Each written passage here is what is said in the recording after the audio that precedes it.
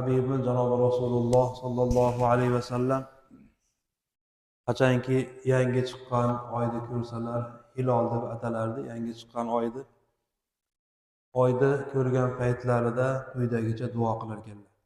Allohumma ahillahu alayna bil amni wal imani was salamati wal islam wat tawfiqi lima tuhibbu wa tardah. Robbuna va robbuka Alloh.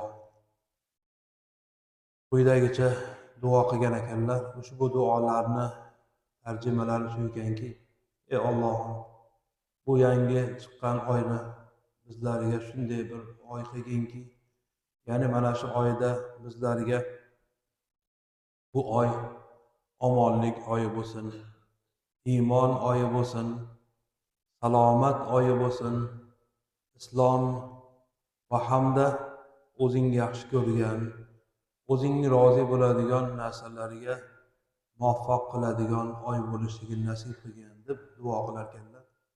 Albatta u Rasululloh sollallohu alayhi vasallamning bizlarga ta'liman qilgan duolarni bizlar ham shu duoni takrorlagan holatimizda albatta umid qilamizki, bu boshlangan yangi oylarimizni